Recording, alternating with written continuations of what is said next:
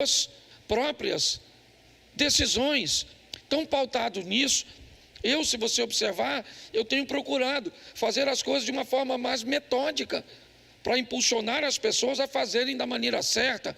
Até a oração aqui, eu fiz lendo, como eu ensinei a vocês, que muitas vezes tem dificuldade de falar.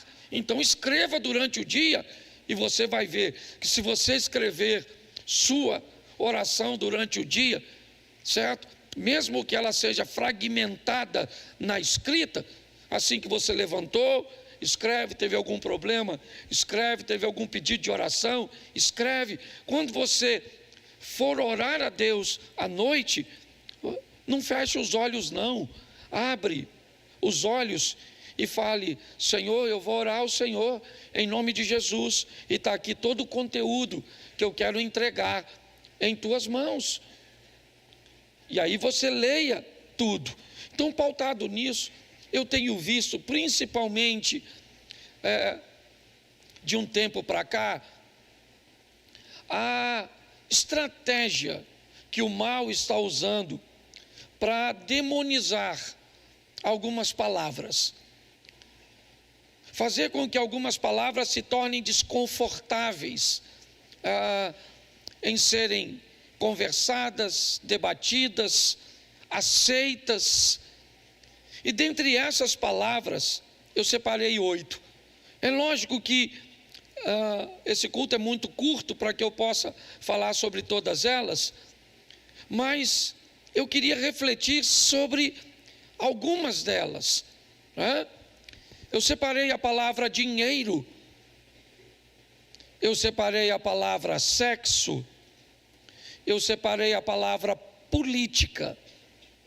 Essas 3 palavras, de uma forma bem antiga, não é de hoje que elas têm sido demonizadas. Essa é a grande verdade. O dinheiro se tornou um mal. Tratar desse assunto é desconfortável. Cônjuges brigam quando vão conversar sobre dinheiro. Famílias brigam quando vão repartir seus bens, certo? Pessoas têm dificuldade de conversar sobre esse assunto, porque em algum momento o dinheiro virou algo do demônio. Nós temos a palavra sexo.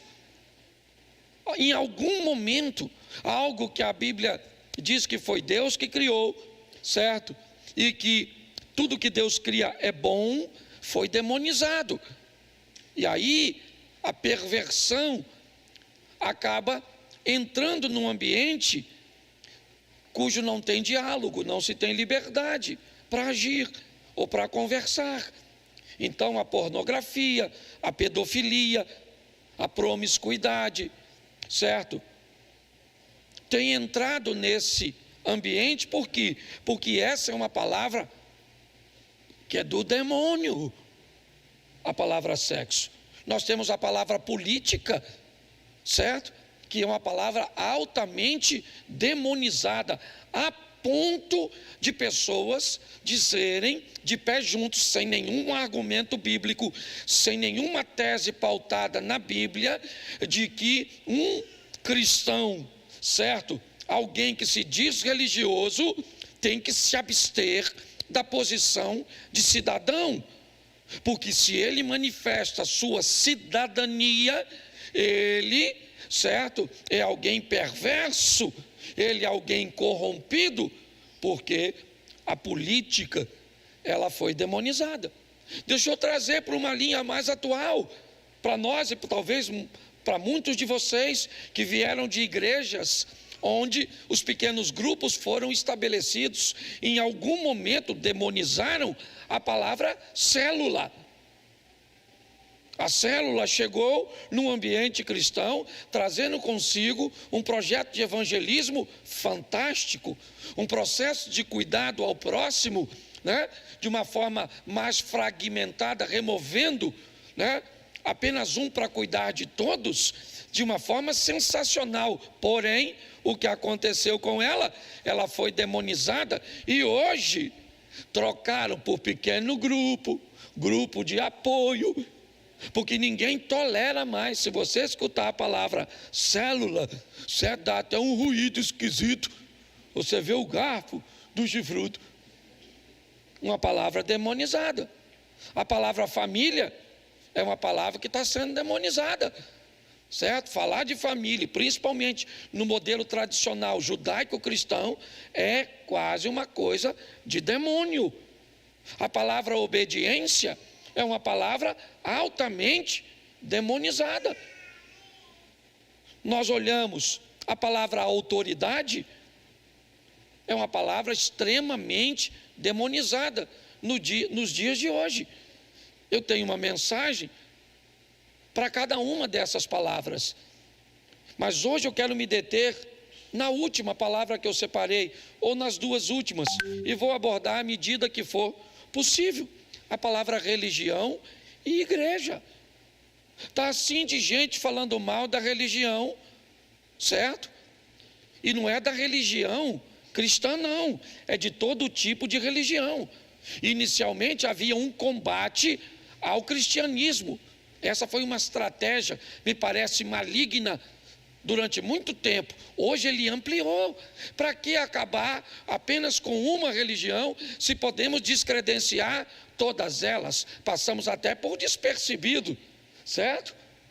Quando destruímos todas elas. Então não interessa mais se você é cristão, se você é espírita, se você é muçulmano, se você é judeu. Não interessa se você pertence a uma religião de matrizes africanas. Não, vamos acabar com a fé das pessoas. Então eu não sei se você concorda com isso, e você tem todo o direito, certo? Eu só queria te dar algumas informações bíblicas sobre isso, para que você chegue à sua própria conclusão. Porque essa é a grande questão, certo? É você avaliar o conteúdo que você recebe. Então preste atenção, quando você vai falar mal da religião, a primeira coisa que você deveria fazer é descobrir o que é. O que é religião? Certo? As pessoas falam muito das coisas, mas quando você pergunta a ela o que é, então se eu perguntasse a você, certo? Lá descrito num dicionário, qual é o significado da palavra religião, eu fui lá para trazer para vocês. Vai ficar gravado, depois vocês podem ver de novo. Eu fiz uma live hoje à tarde, alguém participou aí da live? Isso aí, bastante gente, certo? Eu já falei um pouco sobre isso, mas a palavra religião, ela se resume a 3 pilares na sua definição. Primeiro, a palavra religião, ela fala de um poder superior, na crença num poder superior ou na existência de Deus. Um religioso, ele sempre vai acreditar que há um poder superior e que há um Deus acima de tudo, na existência de Deus. Não interessa qual religião seja ele, certo? Ele vai acreditar que o Jeová está para os judeus, assim como o Alá está para os muçulmanos, assim como algumas entidades estão para religiões de matrizes africanas, certo? Assim como Deus está para nós.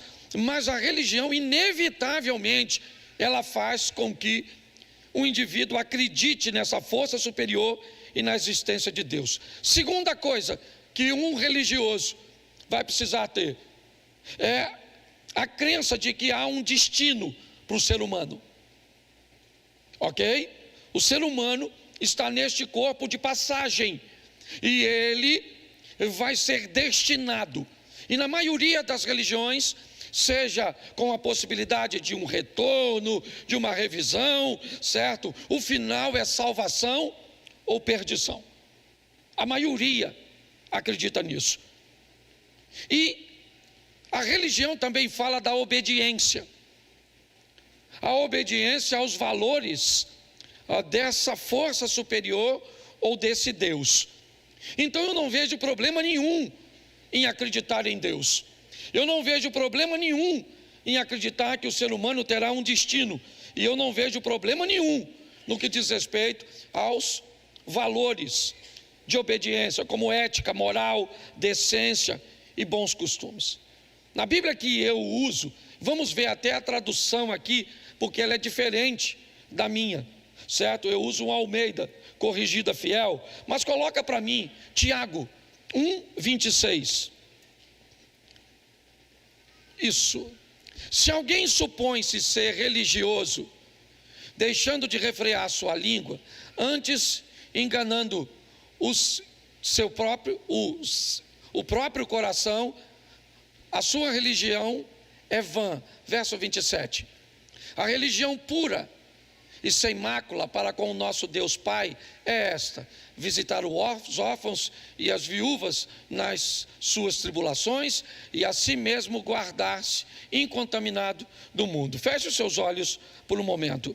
Senhor nosso Deus e Pai, em nome de Jesus, eis aqui a Tua palavra, continua falando conosco e usa-me como um canal de bênção nesta hora, em nome de Jesus. Você pode dizer amém? Amém. Bom, preste atenção aqui, porque eu quero fazer uma reflexão com vocês sobre esta posição. Nós vimos 3 vezes a palavra religião aparecer no texto em que lemos. Algumas pessoas podem trazer uma tradução diferente, mas nós temos que entender uma coisa. A Bíblia está dizendo que aquele que cuida ser religioso precisa ter domínio daquilo que fala, disse Tiago, porque senão a religião dele é vã. O verso 27 diz que a religião pura e imaculada é cuidar dos outros sem perder o cuidado de si mesmo. Então não há nenhum problema com a religião. Nenhum problema com ela.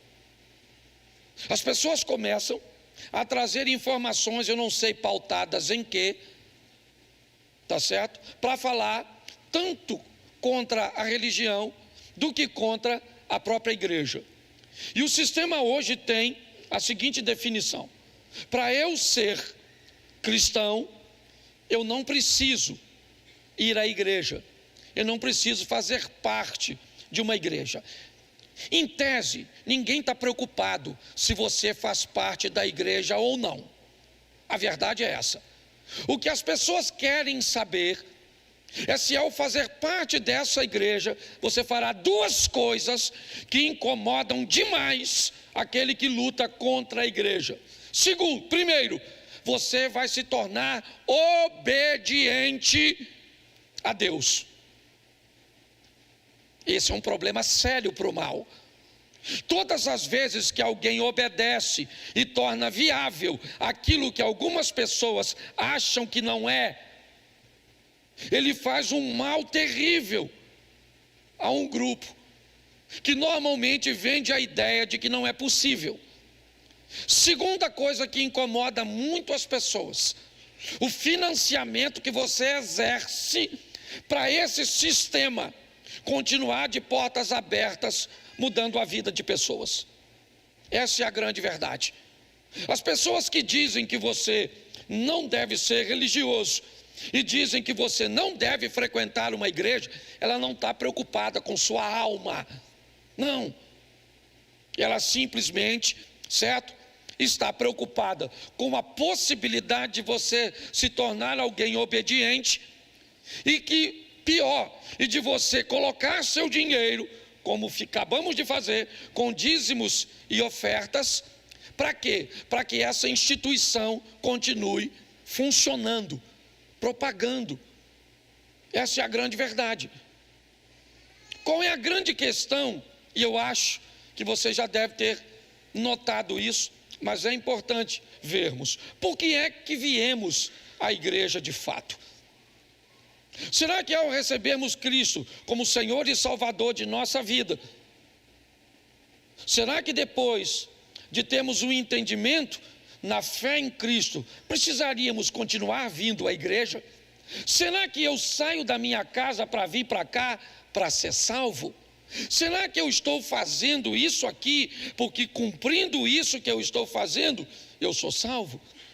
Quando alguém diz que pessoas não devem ir à igreja depois de terem recebido a Cristo como Salvador, na verdade elas estão dizendo: para que voltar para a igreja se você já recebeu a sua salvação? Olhe bem, a proposta é: pense apenas em você. Se você acha que eu venho para a igreja para pregar, certo, para compartilhar aqui a palavra de Deus, porque eu acredito que você é salvo por isso, você está enganado. Não tem nada a ver com isso. A minha fé em Cristo Jesus e a minha obediência faz com que eu seja salvo por Ele. Porém, coloca para mim, por favor, Mateus 16, 25. Dá uma olhada nesse texto, talvez ele te explique um pouco. Porquanto quem quiser salvar a sua vida, perdê-la-á. E quem perder a sua vida por minha causa, achá-la. Preste atenção. Quando eu saio da minha casa para vir à igreja, sabe o que eu trago para cá? As minhas experiências. Sabe o que eu trago para cá? A minha família. Sabe o que eu trago para cá? O meu dinheiro. Sabe o que eu trago para cá? O meu conhecimento bíblico. Porque eu estou na igreja para oferecer às pessoas aquilo que eu recebi. Porque eu não estou preocupado com a minha salvação. Não. A minha salvação está em Cristo Jesus. A minha preocupação atual é que outras pessoas sejam alcançadas por aquilo que eu já fui. Essa é a grande verdade. Então, quando alguém diz: ninguém precisa ir à igreja, observe se as pessoas que estão falando isso, certo, pregam o evangelho e difundem a salvação. Dá uma olhada. Algumas têm um ministério para fazê-lo. Sim, nós temos um missionário. O Robert é um missionário. Você acha que ele frequenta a igreja todos os cultos? Não. Ele está no Afeganistão, sustentado por você. Sim, você manda dinheiro para ele. Ele frequenta os cultos na igreja? Não, porque não pode. Sabe o que ele faz lá? Ele faz culto nas casas. Sabe o que ele faz lá? Ele difunde o evangelho, ele batiza pessoas. Se as pessoas que falam contra a igreja fizerem isso, eu até entendo. Mas isso não é a verdade. Então hoje, quando você vê alguém falando mal, porque fulano é religioso, sou religioso com muito orgulho, sim. Quer conhecer minha religião? Eu estou pronto para te apresentá-la. Eu não gosto da igreja. O problema e o trauma que você teve com a igreja não é problema meu. Tá certo? Se você se associou a um pastor sem vergonha, que pedia dinheiro 3, 4 vezes durante o culto, que pegava uma medalhazinha e dizia: isso que cante comigo uma canção na hora da oferta, tudo entregarei, tudo entregarei. Ou seja, se você foi traumatizado por esse tipo de liderança, isso não é culpa nossa. Seu argumento é insustentável. A igreja foi criada por Cristo. A igreja é chamada de noiva de Cristo. Qualquer um que fale contra ela, fala contra Cristo. Mas a igreja somos nós. Então tá bom, querido, somos nós reunidos. Se não há possibilidade de se reunir, eu entendo. Mas a igreja é uma agência do reino para apresentar a Cristo.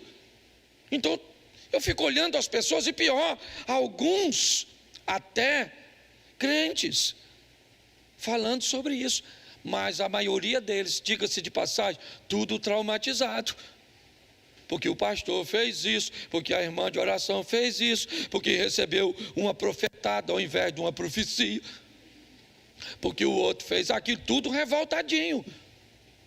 A culpa é de quem? Eu fico imaginando a confusão que isso não vai dar na fila do inferno. Porque tem gente que diz assim: ô pastor, para eu ser crente igual uns irmãos que tem na igreja, eu prefiro viver a minha vida. Você está certo. Tem uns crentes na igreja ruim. Tem irmão na igreja que se o diabo vier aqui e me pedir referência para levar, eu não dou. Estou falando certo. O diabo fala assim: eu vou levar fulano. Eu digo: rapaz, não leva não, que isso vai apagar o fogo do inferno. Isso vai arrumar uma confusão desgramada lá. Vai abrir um inferninho na outra esquina. Você entende? Sim ou não? Agora, alguém que vive fora dos valores de Cristo, dentro da igreja, e alguém que vive fora da igreja, sem os valores de Cristo, vai para onde? Para o mesmo lugar. Então eu queria que você entendesse isso, que é uma palavra que está sendo altamente demonizada, certo? O tempo inteiro hoje você vai ouvir gente falando contra a religião e contra a igreja. Eu não posso me deter muito. Segunda palavra que eu quero refletir com vocês, a palavra autoridade. Pensa numa palavra que tem sido demonizada. Não reconhecer, certo, instituições que falam, certo, e que têm autoridade, tem sido algo expandido. Hoje você fala, né, de órgãos. Por exemplo, você fala de professores. Pare e pense. A palavra professor na minha época tinha uma autoridade muito grande, sim ou não? Sim. A palavra polícia na minha época tinha uma autoridade muito grande, sim ou não? Isso. Hoje tem? Não. Você olha para os dois lados, certo? Porque os dois lados foram destituídos, os dois lados. Você olha para o ambiente do professor, se perverteu? Muitas vezes sim. O ambiente, certo, de autoridade policial se perverteu? Sim. Na sua totalidade? Não. Mas qual era o propósito de tudo isso? Remover a palavra autoridade. Porque se não existe uma autoridade, a autoridade sobre si quem é? Você. É cada um olhando para si mesmo e achando que é uma autoridade sobre si. Ou seja, você faz o que você bem entender. São palavras que hoje não soam muito bem.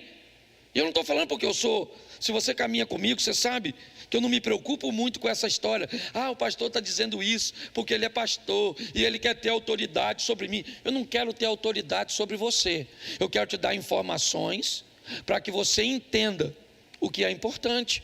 É só isso. Porque quando olhamos para essas coisas, essas palavras foram destruindo, minando. Vamos pegar uma sociedade sem religião. Querido, faça uma pesquisa, digita no Google, pelo amor de Deus, digite no Google o que aconteceu com nações cujas quais a igreja foi erradicada, a religião foi erradicada, e você vai ver o que aconteceu, onde elas estão. Essa é a grande verdade. A minha proposta é fazer o quê? É fazer com que as pessoas entendam, raciocinem. É isso. Eu não quero manipular você. Você não é obrigado a concordar com aquilo que eu estou falando. O que eu quero é criar em você um ambiente de questionamento. Será que faz sentido? Certo? Nós vemos crentes falando contra a igreja. Porque o não crente, eu entendo isso. Agora eu estou vendo crente falando contra a igreja, crente falando contra a religião. É difícil. E não é porque eu sou pastor, não. Porque antes de ser pastor, eu sou cristão. Obediência é outra palavra. A palavra obediência virou um demônio. Falar para um filho hoje obedecer um pai é um troço terrível. Terrível. E antigamente, presta atenção, era tudo justinho. As autoridades favoreciam os pais, sim ou não? Sim. Eu sempre pergunto aqui, quem aqui apanhou? Levanta a mão. É isso aí. Apanhou, estou falando violência não, estou falando disciplina. A Bíblia diz que toda criança tem que apanhar porque nasce doida, aí apanha, fica boa. Ué, está lá em Provérbio, a vara da disciplina tira a loucura do coração da criança. Ué, é verdade. Todo mundo aqui apanhou, sim ou não? Ou a grande maioria? Você ama seus pais? Sim. Eu estou para te dizer que quem apanhou do pai ama mais o pai do que quem não apanhou. O que era isso? Obediência. Obediência aos mais velhos. Eu lembro, o vizinho estava vendo você fazer algo de errado, ele falava: foi lá com seu pai, hein? Você ficava assim: não fala não vou fazer mais não. Sim ou não? Pega uma criança de hoje e diz para ela: vou falar com seu pai. Sabe o que ela fala? Se você encontrar ele, fala com ele que eu estou tentando falar com ele já faz uns dias. Então são palavras que elas se perderam e a sociedade está virando essa bagunça. Porque hoje você falar em obedecer, que obedecer, rapaz? Que obediência, que autoridade? Hoje não tem autoridade. Que igreja, que religião, que família. Quando você vai falar de família, você fala de casamento, pensa na tribulação que você tem para falar. Hoje tem, sei lá, não sei nem quantas definições para definir uma pessoa. É ou não é? Tem hétero, tem homo, tem e pan. E vai, cada um. A mulher queria casar com a árvore nos Estados Unidos. Você pensa um troço desse? Porque a palavra família, nos moldes judaico-cristão, virou um demônio. Porque nós temos discurso de ódio. Isso. Odeio. Assisti os Smurfs. Oh, infeliz. É verdade. Filho. Demonizaram. Hoje criança, cara, ninguém quer ter filho não. Filho é um troço caro demais, menino. Esse negócio de ter filhos, até porque você nem sabe o que vai ter. Parece crocodilo. Que nasce primeiro de acordo com a temperatura. Eu não gosto nem de falar disso, que eu fico doido. Mas é verdade. Certo? Família, respeito aos pais. Isso era uma coisa que nos trouxe até aqui, gente. Se nós perdemos isso, nós estamos fritos. Essa é a verdade. Uma sociedade sem religião, sem igreja, sem autoridade, sem obediência, sem família. Onde é que nós vamos? Pare e pense. Você já parou para pensar nisso? Uma sociedade que não pensa em política, eu sou contrário. Ok? Primeiro, a botar um político para vir fazer política no altar da igreja. O máximo que a gente pode fazer é orar para Deus abençoar. Sou contra. Certo? Vocês nunca me viram fazendo isso aqui. Eu fiz uma vez isso aqui quando o governador esteve aqui em hoje, estávamos recebendo o governador do nosso estado, certo? E dei uma palavra a ele como cristão. Mas eu aqui não fico dizendo em quem você tem que votar. Para mim, se você votou no Lula, se você votou no Bolsonaro, se você votou no Enéas, se você votou no... Eu não quero saber. Certo? A gente transmite uma mensagem e a igreja resolve o que vai fazer. Eu não estou aqui para fazer massa de manobra. Agora, preste atenção. A Bíblia está cheia de crente político. E quem é que colocou? Deus. Deus queria levar seu povo para um ambiente seguro. Deus sabia que uma grande crise iria se instalar no mundo antigo, na época dos egípcios. Então o que Deus fez? Colocou José como governador do Egito. Ele governou para quem? Ele governou para egípcios. Ele governou para sua família. E todas as nações que estavam em voltas do Egito, ao redor do Egito, foram beneficiadas pelo governo de José, porque um político, um governante sério, ele governa para o povo. Não interessa se esse povo é branco, se ele é preto, se ele é rico, se ele é pobre, se ele é homo, se ele é hétero, não interessa. Nós não temos como cidadãos, nós não temos como nos desvencilhar dessa questão política. ela faz parte do nosso dia a dia. Aí você encontra alguém maluco que acha que Deus vai sair do céu para votar. A obrigação é nossa de escolher. Está ruim de escolher, eu sei que está ruim, por isso que eu não falo.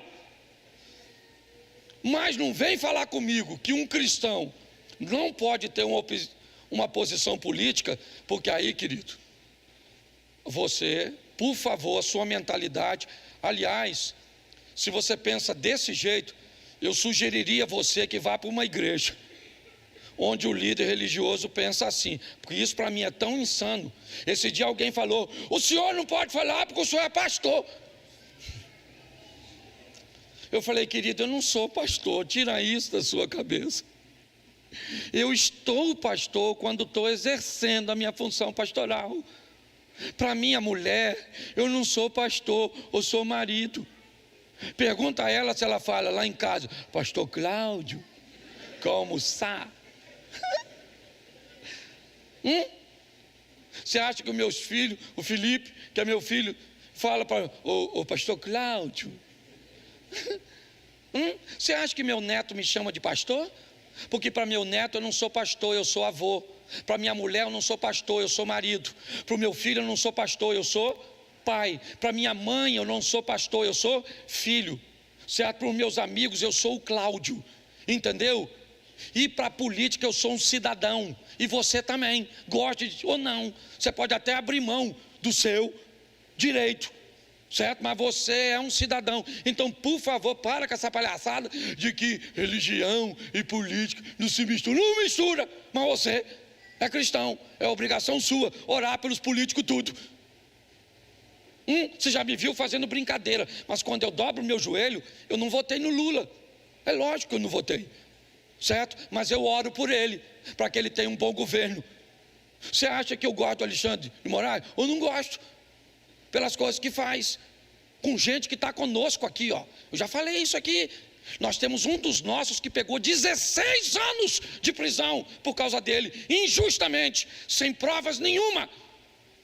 Mas você acha que eu vou amaldiçoar ele? Eu não vou, porque da minha boca não sai maldição. Eu vou orar.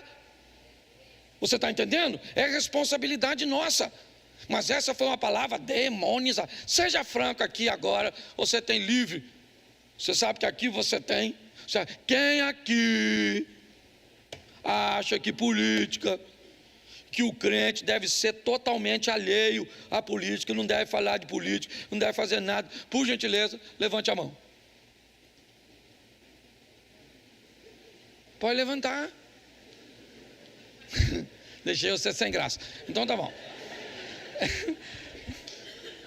Não, é porque se você analisar direitinho, as pessoas precisam aprender a se posicionar. Pastor, eu penso desse jeito, acho que não dá mesmo não, porque Jesus está no controle de tudo. Entendeu? Não está na Bíblia, mas eu creio que você pensa assim. Ué, então é a palavra demonizada. Falar política dá até um urticária em nós. Vamos aqui, rapidinho, porque nessa culto eu não posso falar muito. Sexo, pensa num troço que acabou com os casamentos. As pessoas não... Se você fala sexo, tem gente que fica assim, ó.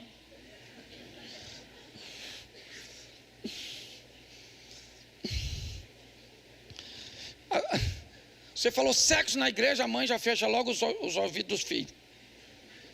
O menino tinha 11 anos de idade, o pai falou com o menino: meu filho, está na hora de nós conversarmos, tirarmos umas dúvidas sobre sexo. O garoto falou: senta aí, pai, quais são? É só você falar. Então deixa eu falar uma coisa para você. Quem criou o sexo foi o capeta? Sim ou não? Quem criou o sexo foi quem? Então por que a mulher às vezes não tem intimidade para conversar com o marido sobre esse assunto? O marido não tem intimidade para conversar com a mulher. Por que a pornografia está aí, um pessoal com as cabeças tudo tortas, com os troços tudo esquisito? Porque alguém demonizou, rapaz. Um namorado deveria ter toda a liberdade de falar sobre sexo com a sua namorada antes de casar. Minha filha, senta aí que hoje nós vamos falar, nós não pode fazer. nós acreditamos só depois do casamento. Então, mas senta aí, minha filha, vamos conversar sobre isso, tá certo? Bom, na modalidade das Olimpíadas, do sexo depois de casado, você, assim,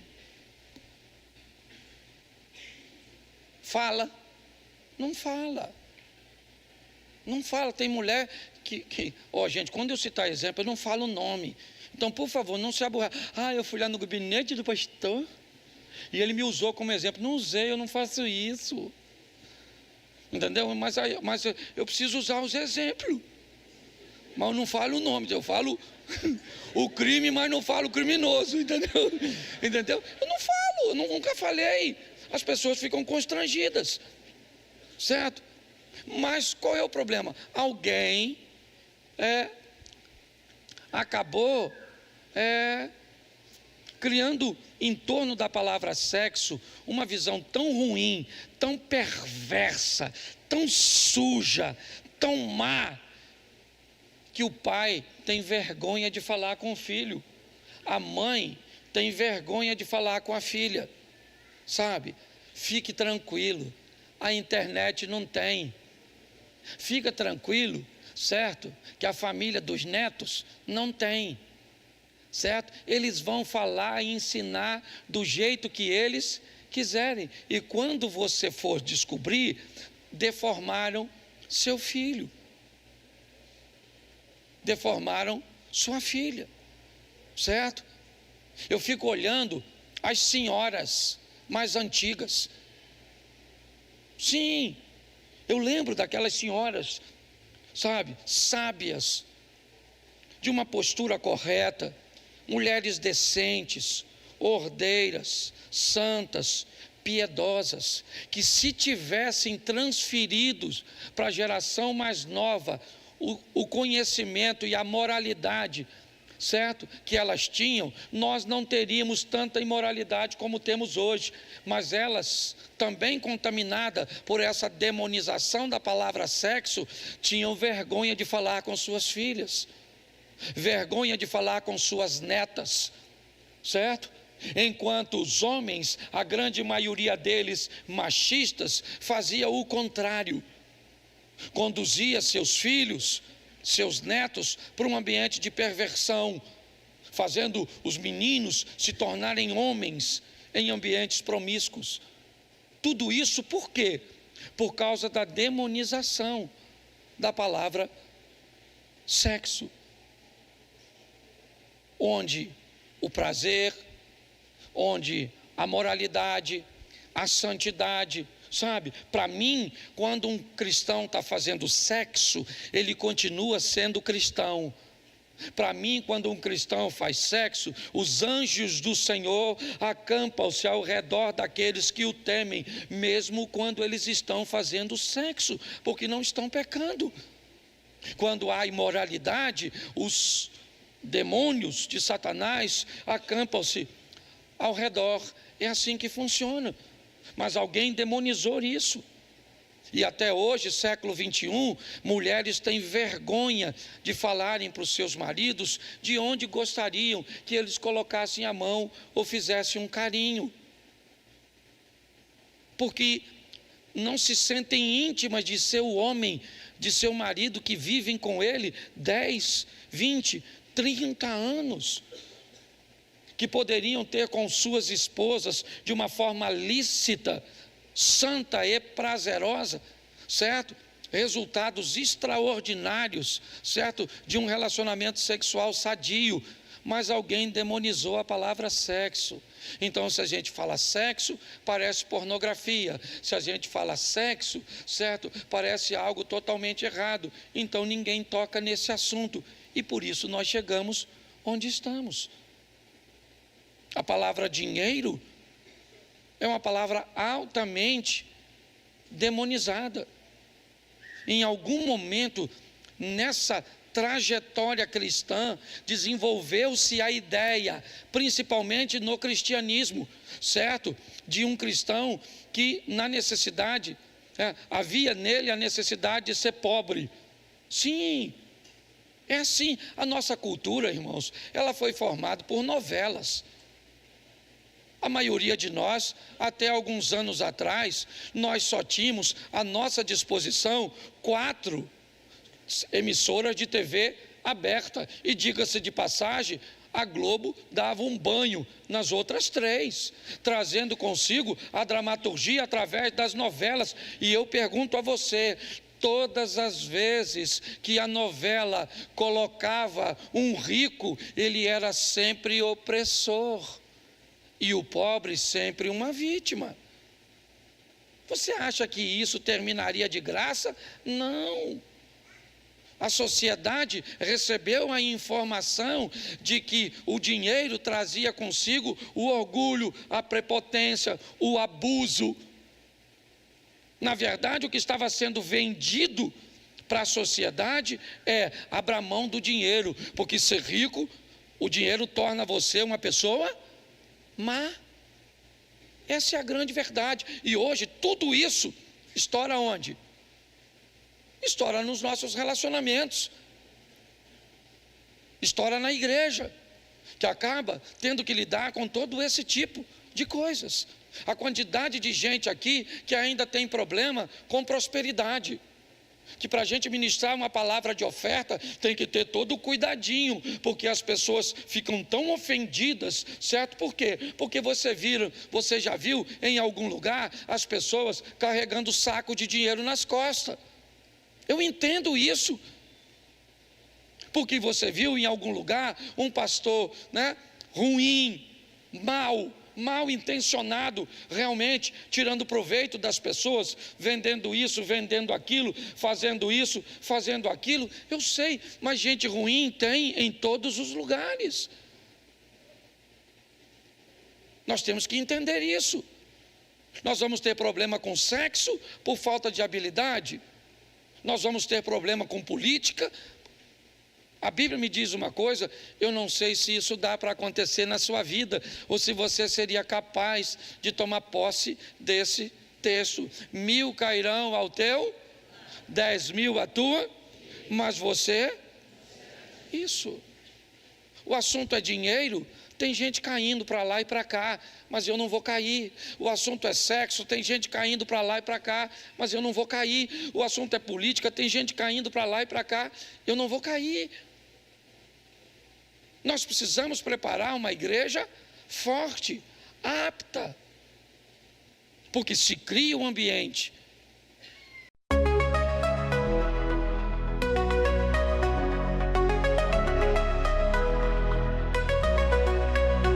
In the haze of neon dreams, I wander through the night, lost in a sea of stars where your whispers take flight. Electrified emotions, they dance around my heart, in this digital garden where we never have to part. Shadows blend with colors as the beat sets me free. Every note a memory, every rhythm you and me. Echoes of you in synth waves, feel you near in the pulsing haze. It's such a world where we collide. You lost the rhythm in my mind. With the glow of city lights, our shadows intertwine in this kaleidoscope of love where the past and future align. With every step I take, I feel your presence strong, in this digital symphony where our hearts belong. Shadows blend with colors as the beat sets me free. Every note a memory, every rhythm you and me. Echoes of you in synth waves, feel you near in the pulsing haze. It's such a world where we collide. You lost the rhythm in my mind. And in silence between the beats, I find your voice. In the flicker of the lights, I see your choice. Together in this dream we'll never fade. In the echoes of our love, we'll always stay.